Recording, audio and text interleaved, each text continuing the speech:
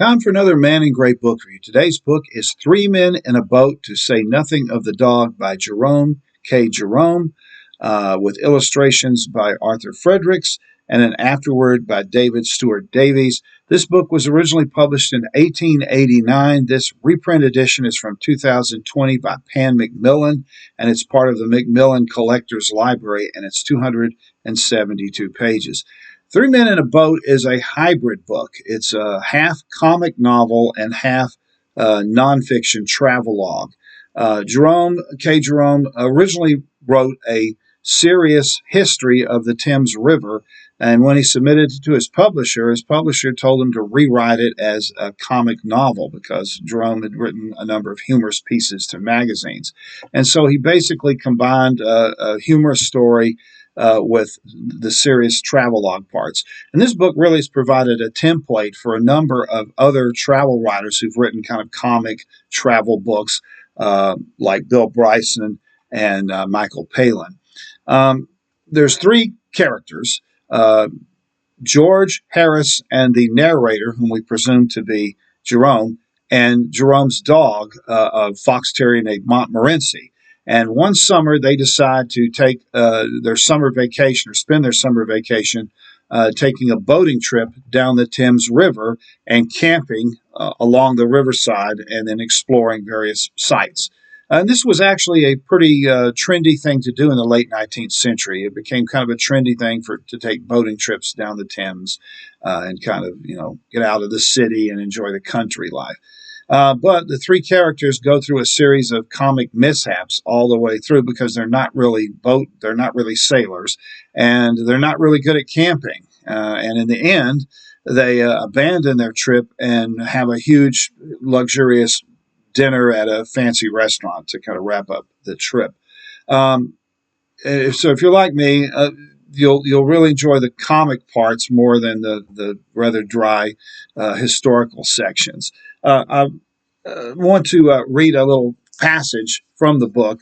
This is from one of my favorite sections to give you kind of a flavor of what the humor is like. It's set during Edwardian times, so it's very kind of late 19th century British humor.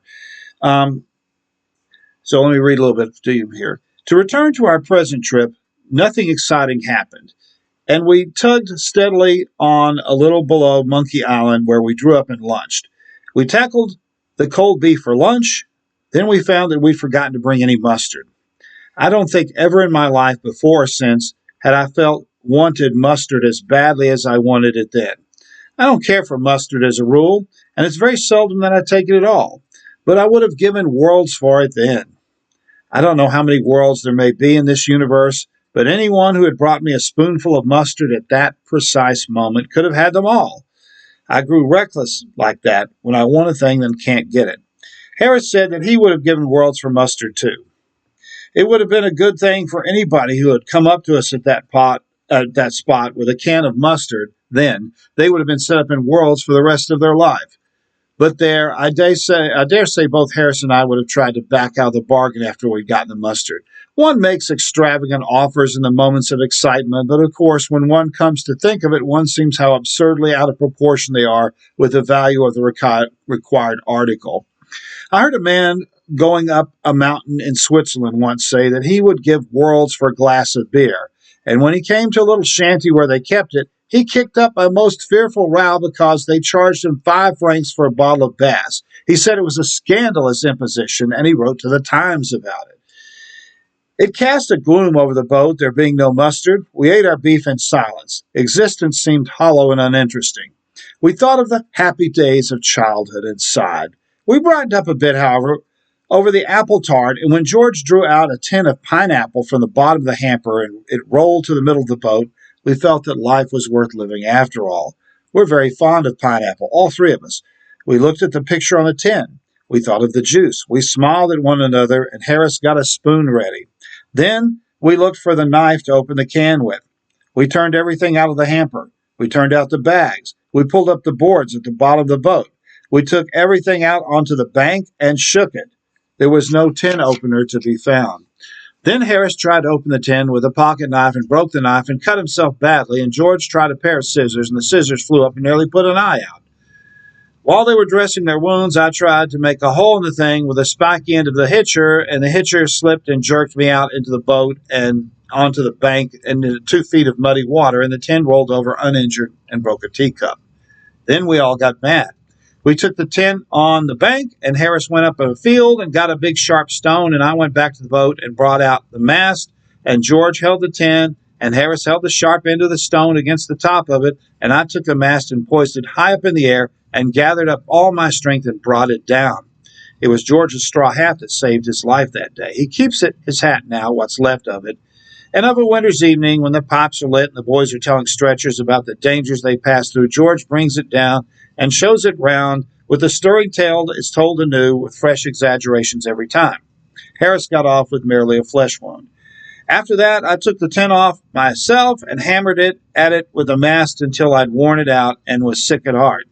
Whereupon Harris took it in hand. We beat it out flat, we beat it back square, we battered it into every form known to geometry, but we could not make a hole in it. Then George went at it and knocked it into a shape so strange, so weird, and so unearthly in its wild hideousness that he got frightened and threw away the mast. Then we all sat around in the grass and looked at it. There was one great dent across the top that had the appearance of a mocking grin, and it drove us furious, so that Harris rushed at the thing, caught it up, and flung it into the middle of the river. And as it sank, we hurled curses at it, and we got in the boat and rowed away from that spot and never paused till we reached Maidenhead.